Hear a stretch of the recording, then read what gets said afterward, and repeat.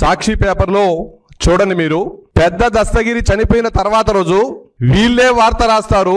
Police స్టేషన్లు కోర్టులు ఏం అక్కర్లేదు, వీళ్ళే పడగ విప్పిన గంజాయి, జిల్లాల్లో పెట్టరేగిపోతున్న గంజాయి బ్యాచ్లు, ఆ మత్తులోనే పెద్ద దస్తగిరి దారుణ హత్య, డ్రగ్స్ కు యువత బానిస, నిద్రపోతున్న కాకీలు అని చెప్పి పోలీసు వాళ్ళు ఏమీ చెప్పకముందే వీళ్ళే తీర్పు వచ్చేటట్టు వార్త రాస్తారు. పెద్ద దస్తగిరి హత్య జరిగిన తర్వాత రోజు జరిగినటువంటి సంఘటనది.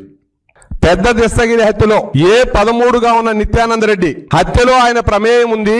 ఆయనే హత్య జరిగిన తర్వాత అందరూ వాళ్ళ ఇంటికి వెళ్లారు.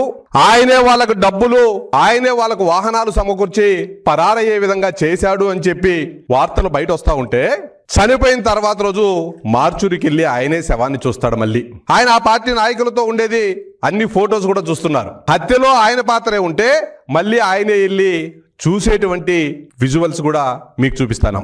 ఇది వాస్తవం. వైకాపా వాళ్ళు ప్రచారం చేసింది గంజాయి మత్తులో హత్య చేశారని, గంజాయి బ్యాచ్ల పనిని.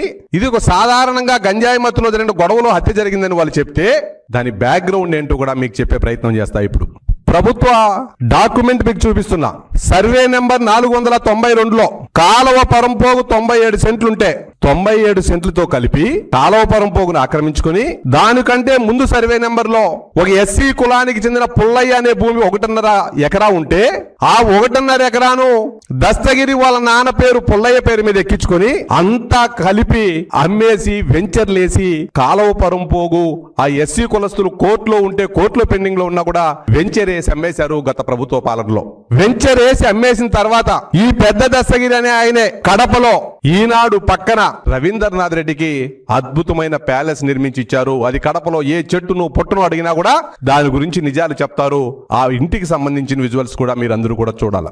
ఈ ఇల్లు సర్వే నెంబర్ 492లో ఉండే కాలువపురం పోగు, ఆ పక్కన ఎస్సీలతో ఉండే వివాదంలో ఉండే భూమి, అన్ని డాక్యుమెంట్లు మార్చి వెంచర్లు వేసి అమ్మేస్తే, దాంతో వచ్చిన డబ్బులు బహుమానంగా ఇల్లులు కట్టించిస్తే, పెద్ద దస్తగిరి అనే ఆయన మా పార్టీలో పదవులు లేకపోవచ్చు, ఒక కార్యకర్త మామూలు కార్యకర్తను చూసినట్టు ప్రెస్ మీట్ లో రవీంద్రనాథ్ రెడ్డి గారు మాట్లాడుతున్నారు.